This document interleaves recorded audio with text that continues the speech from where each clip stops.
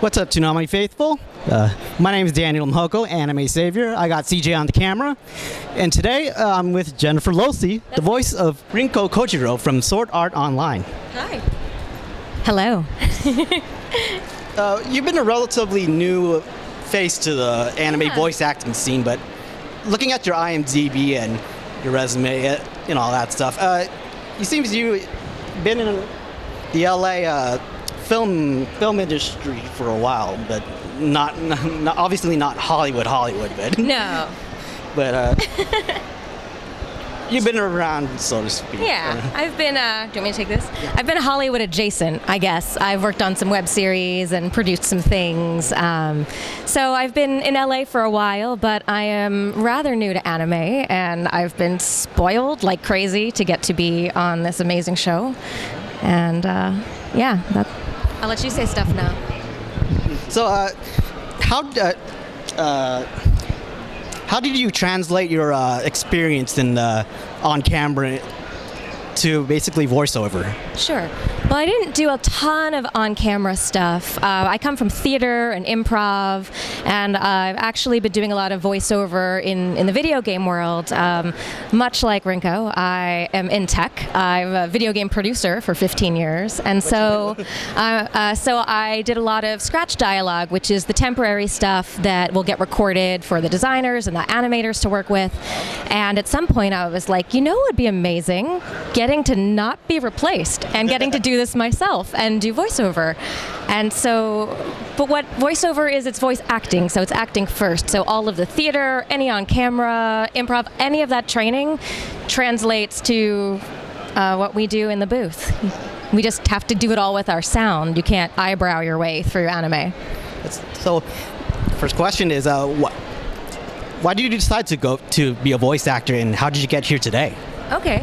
Well, I've always loved growing up. I watched a ton of animation, and I always appreciated that, but didn't necessarily know that that was something you could do. I mean, I knew they were real people voicing things, but I guess I never thought of that as a career. And so as I started to do little bits of voiceover things here and there, I really wanted to be able to do that more. So I took a lot of training and looked for opportunities on small projects, fan things, and then eventually sort of worked my way to bigger and fancier stuff.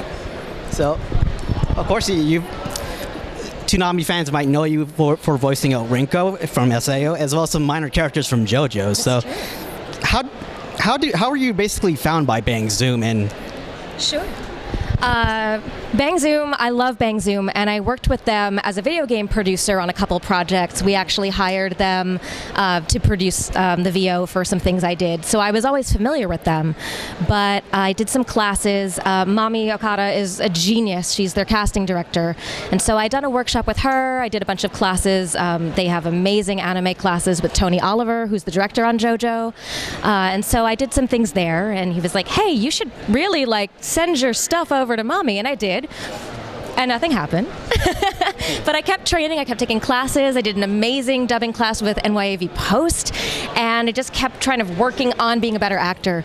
And so I had an opportunity to do another class with Mami, and not long after that, she brought me in, she started sending me auditions, and then I booked my first anime role in November on a Netflix original, and it's been incredible ever since.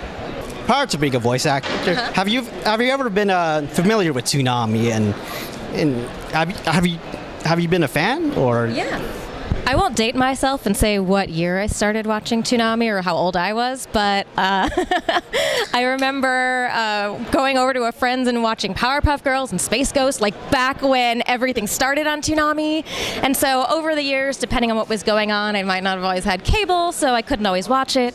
But now, as a grown-up in charge of my own things, I love Toonami. And I try to keep up with a few of the shows, but there's so much airing right now that I'm like, I need to get into that back catalog and watch some stuff that I missed out on. So I'm pretty dorky about how much I enjoy it. It's surreal to be on Toonami. I never thought that would be a thing that would happen. So tell us about your character Rinko from SAO. What were your favorite parts about your character, and how was it to voice her? Okay. Well, so Rinko is a unique one for me. Mamiya does all the casting, and sometimes we're given a role, and sometimes we audition for it. And Rinko was an audition that I did, and from the minute that I sort of met her on the page, I just really connected with her. There was something about her story and sort of about who she is as maybe also like a woman in technology that really spoke to me. And just her backstory, I don't want to spoil anything, I guess, for anyone who's not familiar, but she goes through some stuff. And not only is she like professionally going through a lot, but she's got some personal stuff. I don't know if it's okay to sort of spoil that. But so I don't know, like I just really sort of fell in love with her immediately, and then when I found out that I was going to have the privilege of voicing her, it was a dream. I think something that's really fascinating about her is how much we don't hear. You know, she's was in a relationship with Kayaba, who created Sword Art Online, and some things went down, and so she has a lot of guilt about not being able to stop him and not having to, you know, she takes a lot of responsibility for what happened in SAO, even though she wasn't directly responsible. And so she has all of that weight with her. And when Asuna asks her for help, all she can do is say yes.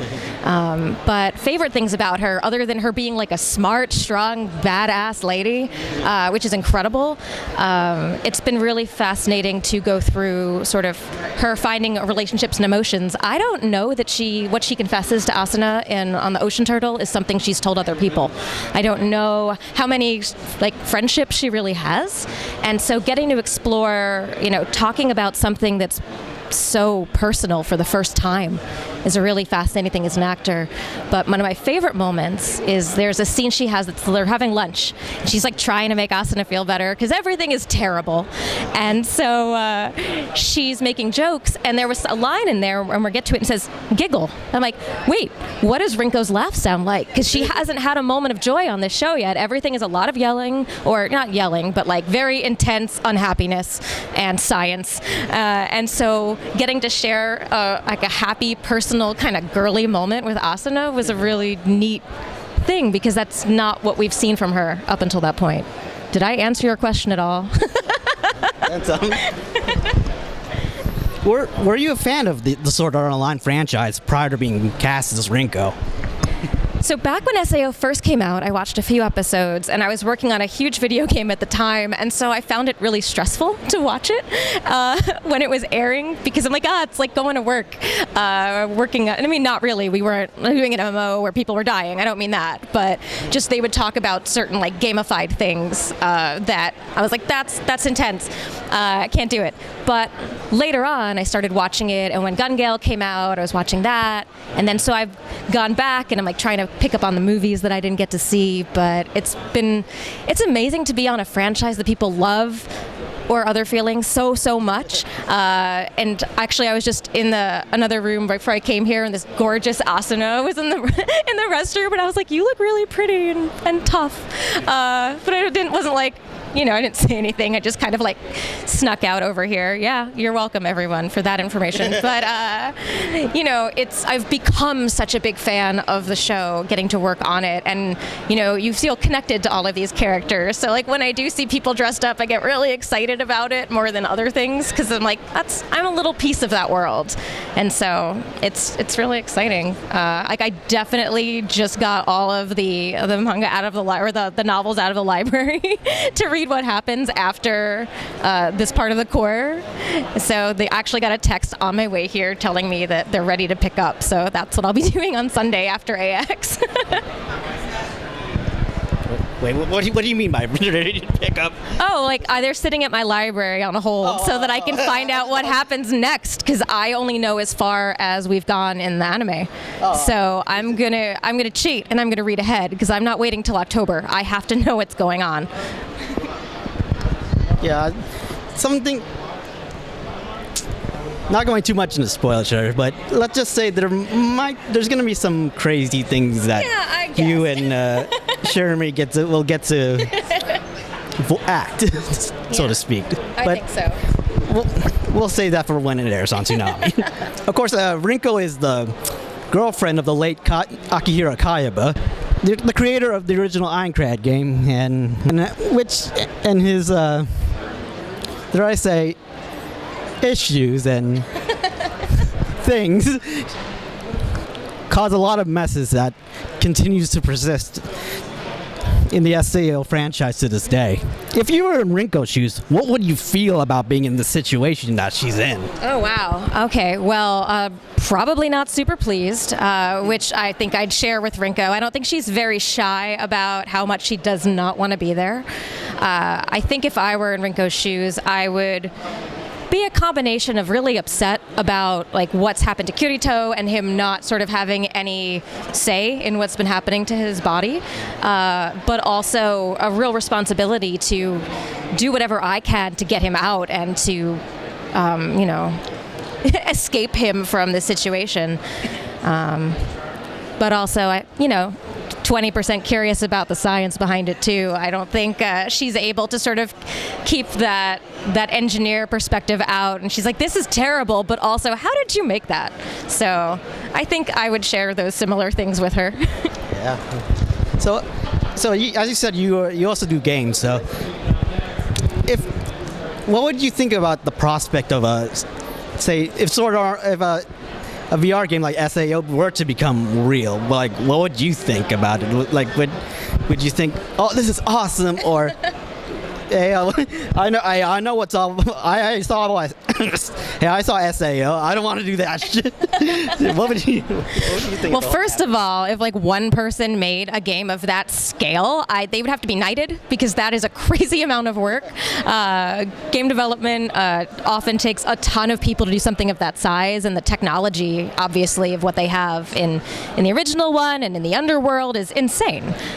So I would probably be terrified because I don't know, living in a world where that kind of technology is possible right now is exciting, but like really, really scary to me.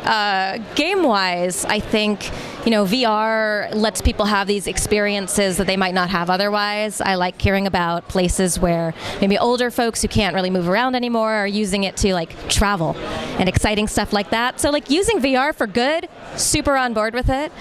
Using VR for like personal issues, working those out with lots of people playing, not a super fan of that. Yeah. So, of course, let's talk about the other Toonami shows you've been in. Yeah. You've voiced some minor characters in JoJo. So, tell us how it works to voice those characters. Yeah. So JoJo, I am in Diamond is Unbreakable, and originally I was brought in like the second half of the season to do some incidental characters. So some students, actually the woman who's complaining about her engagement ring not being fancy enough, not nice people. And so it was really exciting to come in and work on that show. And then a few weeks later, I got another message that says, well, hey, we're bringing you back, but this time you're Shinobu. And I had watched a little bit of Diamond is Unbreakable when Faye started showing up. And so I was like, okay, but who's that? And so I binged all of like the back half of the season like in like 2 days, and I couldn't get enough of it. I was so excited about her. She's such a hot mess. If you don't know Shinobu, she hates everything about her life. She's very disappointed. She married young. She's not in love with her husband. She stays at home. She doesn't cook. She's pretty miserable. She does not have a good relationship with her son. And suddenly, through the magic of her husband being embodied by a serial killer, love comes back to her life. And so I think the fact that he doesn't know not to pay attention to her, her life changes. And suddenly there's this man who is maybe what she thought he was like in the first place. And she starts having other emotions besides just general disgust at everything. And she goes on this roller coaster of falling in love again and trying to negotiate, what happens when this random cat shows up in your basement and isn't a normal cat. So she's got some stuff to do. So she's amazing. And then I also get to voice Reiko, who's one of the U-Babes. She's sort of like, I don't know, a groupie. And they're sort of like, I don't know, like fun little sister wives hanging out there in the hospital. doing the thing. So it was fun to get to be a couple of folks in the town. And I love on the last episode of the season where you sort of revisit a lot of the characters from the first show. I actually got to voice one of the random coworkers of Kira's that I voiced like on the first day was actually in like the last episode too. So I had this nice sort of circle of Morio Town, which I miss so much. I love that show. It's just a treat to play such ridiculous. They start at 11 and they go way past that on JoJo. So that is a very different thing than Rinko, who is like a 2 a lot of the time in terms of craziness. Of course, both SAO and the JoJo's franchises, I've seen a lot of rather relative newcomers to the industry, to the anime industry, but we've seen many of them go. Yeah. Just become household names, at least among anime fans, like Bryce and Jeremy are pretty much everywhere now, and so forth. Well, Billy who plays Josuke is everywhere. Yeah, Billy. Actually, I'd like to say one more thing about that. Something that's really special to me about JoJo is there's a lot of folks that I've been in voiceover classes with and I've known for years and years, and we all sort of ended up in JoJo. And a lot of the time you don't know who is going to be in the roles until you hear it. Like maybe you hear them in the booth if they've recorded before you and you can kind of guess, but it's often like the credit roll hits and you're like, well, who was that? And so some friends like Philip Reich and Stefan Martello that I've been around with for years, we all sort of had these like JoJo debuts back to back, and so it was kind of like being like a class play or something. I'm like, hey, it's all my friends and they're all on this show and it's on Toonami. Like, how is this real? So it's been cool to see all these people I've like been coming up with. We all sort of got to do this amazing thing at the same time, so we get to share it, which is extra cute. I don't know. I'm really proud of everybody who's worked on this show. It's pretty great. I'm biased, but it's also amazing. Yeah, I think I got a gut feeling we'll be seeing even some more shows in the future. So. Anything you want to plug that you can talk about? What can I talk about? I just got to record on the new Sound Euphonium movie, and it is amazing. Finally, I'm doing something wholesome. I keep playing these very mean characters or in shows that are violent or have like sexy gambling. So this one is a treat because it's about a high school band and the folks in it. But I play Hazuki in Sound Euphonium, the movie, which is going to be in movie theaters on July 15th. So I'm gonna go with some friends to the AMC and we're gonna watch a movie I'm in. I got to go to a panel earlier today and they played a clip and it was so wild that I'm here at Anime Expo for my second year and like I'm watching me. Like it's never gonna sink in that this is what I get to do, and getting to see like friends on panels and getting to be in these projects with people that I've admired forever and working alongside them is insane. So, but good insane. It's special and neat and other adjectives. Keep watching Toonami. There's so much amazing stuff. I was like, Promised Neverland just ended, but I'm still, like, it just came from the panel. I'm obsessed with that show. So if you haven't watched that, go watch TPN. Demon Slayer? Yeah. Talk about that. I was like, I just know that I haven't seen it and I want to. So I'm really excited for what's next in the lineup. And, I'll be watching that along with everybody else. I won't be in them, but I will be enjoying them as well. And so I'll still be up on Twitter saying hi. So we can all watch things at the same time, which is really kind of special. I keep saying that word, but it is. Not to be hokey, but this is a cool thing I get to do, and it's an amazing community I get to share it with. So thanks for having me, guys.